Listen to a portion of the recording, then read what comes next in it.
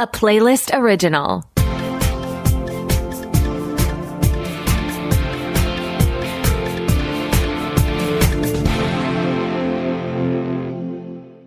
Welcome to the Pilot Podcast, where we review the pilot episodes of TV shows to answer your question, should I watch this? My name is Mitu.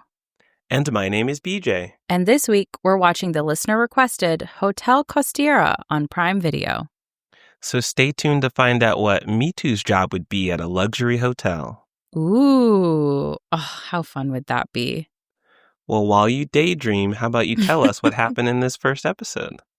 Daniel DeLuca, played by Jesse Williams, is a half-Italian former Marine who returns to Italy to be a high-stakes concierge at a luxury hotel in Positano, Italy.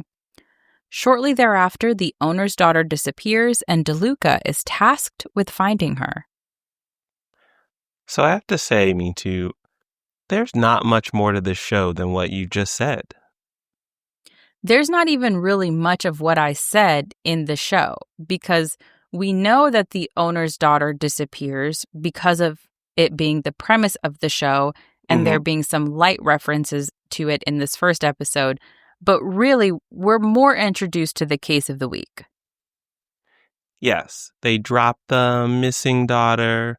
They show that he has a hat to say, oh, he was a former Marine. But then we go more into establishing his skills because he's a fixer at this hotel, and he can solve those problems as if you need a super fancy concierge. And here's the thing. This show is very light. I saw some critiques of the show that there aren't enough action scenes. They certainly do cut away at interesting moments where there's not a lot of action happening. There's not a lot of plot, let's say. It's a very straightforward show, but I liked that. This was just a very light watch. In my notes, I wrote, this is fun. Why don't we want to have fun anymore? We're in Italy. We're with beautiful people. There's beautiful views. There's this lovely hotel. Everything doesn't have to be White Lotus. Maybe it's stressful opening an episode at a fancy resort where there's been a murder. Maybe sometimes it just needs to be Jesse Williams rescuing a dog. That's true. And I think they set you up to believe it's going to be a bit darker and grittier because he's a former Marine, because there's this missing person. But really, him and his crew, they're just making a life for themselves. They all talk about kind of coming here to rebuild, to reestablish themselves, and they're honestly just working. No more than that. Even the crew dynamics were very straightforward. We had Jenny, who was like a no-nonsense pessimist. We had the helicopter tech guy, Tancredi, I want to say. Yeah. And then we had Vignette, who was kind of a useful everyman / coffee shop owner. And this is going to sound very pretentious, but if you have popped into any coffee shop in Italy, you know that that is the most important man on the crew. Because what they're doing is the Lord's work in those coffee shops. And we had the other crew members wanting their coffee, so they appreciate him for that as well. I will say that we needed slightly more hijinks, because when we had the interactions between them, they were funny. I just wish we had a bit more. I didn't mind that this show was light on plot. I would have appreciated more hijinks.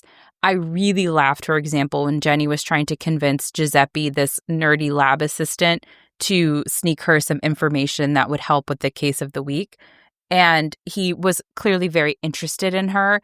And I just thought that whole interaction was silly and funny and light. And I wanted 20 more scenes like that. Obviously, that is an exaggeration. The Pilot Podcast is still starkly against shows that run long. But it was very cute, and I wanted to live in that moment for a little bit longer. Also, Giuseppe was beautiful. Everybody on the show is beautiful. I wrote in my notes, Giuseppe, call me, Jenny, call me. I'm open here, guys. These are just beautiful people. It is a beautiful cast. I will say there were enough hijinks and action scenes for me. The show is not violent. No. The most violence we get is Daniel tripping a few people. That's true. This is not a James Bond intense hand-to-hand combat situation. Honestly, it's not even James Bond in the romance in the sense that women are throwing themselves at Daniel, but there is one sort of love scene. Yes, they make love. In theory. We hear about it. She says, I want this, and then cut. Oh, that was great. That's true. Perhaps just the suggestion of it. Which maybe that is sexier than actual sex scenes. Okay, yeah. Well, we also get a helicopter. We get a couple boat scenes. We get drones. Drones, scuba diving, a morgue. So we see some nice set pieces. Yeah, you better check me. You better call me in. We had a hand. Which not a lot of people were concerned about. A human hand. Yeah. No body, just hand. But the reason they were not concerned is why that case of the week was so funny to me. Yes, which, interesting enough, is another missing person case. Yes. Maybe that's Daniel's specialty, finding people. Our dogs, finding things. Finding things, yeah. Did you like his crew? Because he kind of has two worlds. His work environment with his boss, his coworker, and then his crew who he goes out into town and meets with. And really, they're only there for the money. If they don't get paid, I don't know how much they would help. Yeah, if that direct deposit did not hit every 2 Fridays, 1st and 15th, however Daniel has set it up, they would not be there the following day.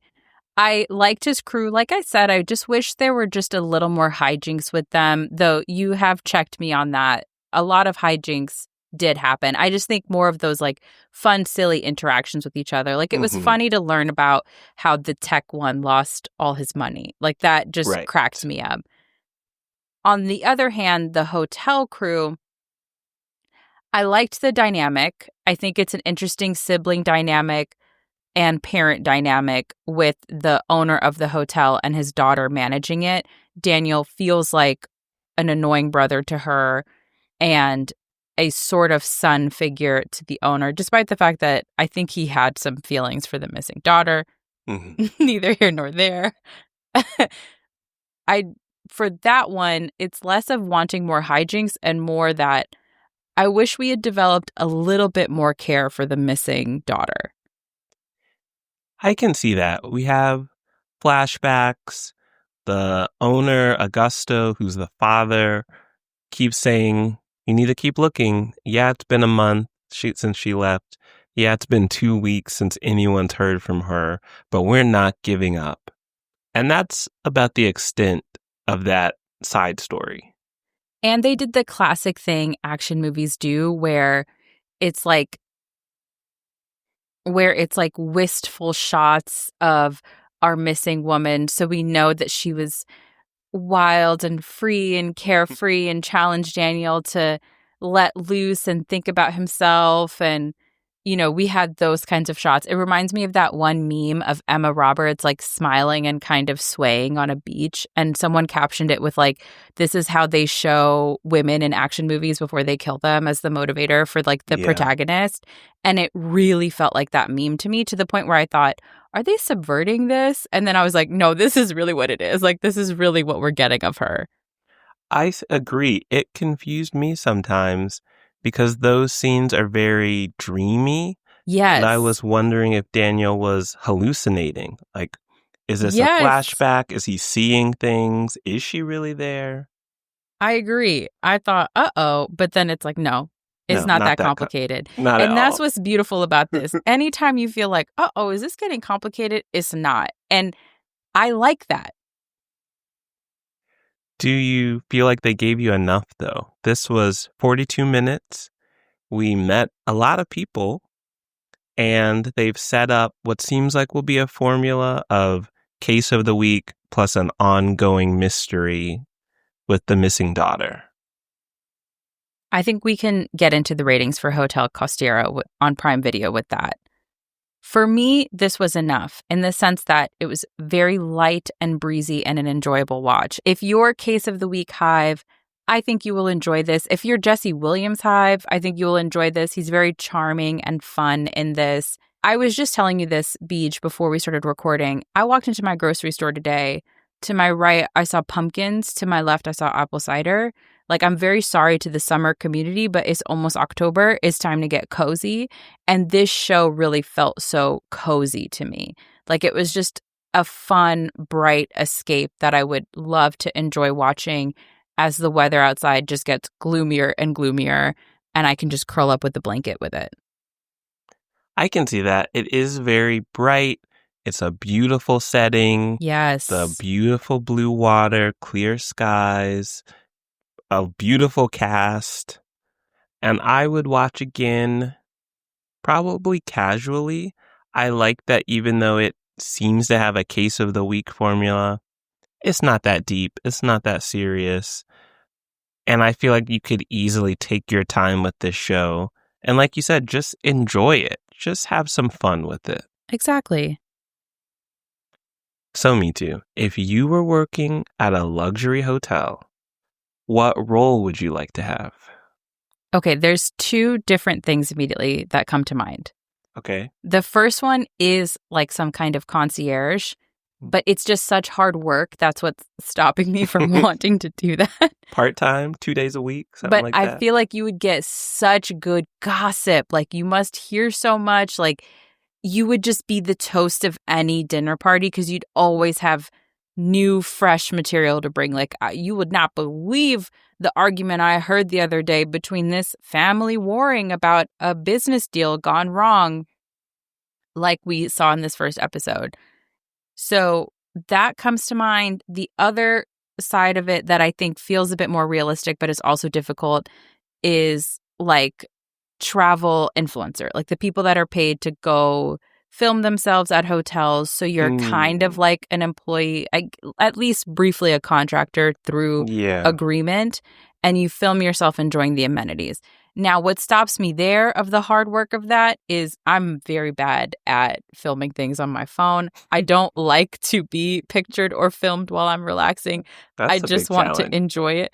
So if the hotel has really great amenities, like, I really could see myself getting like lovely massage, really enjoying time on the beach, having great dinner, and then they're like, all right, like, what's the film package? And I am scrambling. I'm stressing out because I just was enjoying it so much that I forgot to pull out my phone. So I'm leaning toward the second one, but then it necessitates I bring you and you remind me to do the stuff that is required in the agreement. Interesting. Well, we're splitting the payment if that's the case. Your presence is compensated by the ability to be at the hotel. Because I'm only taking you to the cream of the crop. I feel like I will end up taking a lot of pictures to supplement your work. You're right. I feel like you should pivot. I want to help you out here. Okay. Maybe pivot to text. I think you could do a great written review. Ooh. Travel blogger, travel magazine article writer, travel column. Yeah, if those things still exist, absolutely. For now, today, rest of today, you can still do that. That's a great call, because then I'm just relying on your memory. What did we do today, BJ? How did I feel about that? And then I'm able to just write. So now I have to take notes or pictures to jog your memory. Yes, especially because I know I'll forget to do like a daily remembering or writing down. So absolutely, we're showing up to the hotel on Monday, and on Friday, I'm at my desk, shook, panicking, like, okay, so on Tuesday is when we did the boat ride, or was it Wednesday? So that's where you come in. You're looking at the hotel menu. I know I would have ordered that. But yeah, that really sounds like something I would eat. BJ? So that's the complication. So that's where you come in. I will split profits with you. Thank you. I'm glad this negotiation, was very amicable. Absolutely. And with that, you can find more of our amicable discussions and reviews on our website, thepilotpodcast.com, and you can follow us on all of your favorite podcast platforms. You can also follow us on social media at The Pilot Pod, and you can send thoughts, feelings, show recommendations, because every other week, just like this one, we do a show recommended by you, our wonderful listeners. to askthepilotpodcast@gmail.com. Thanks for listening. Bye.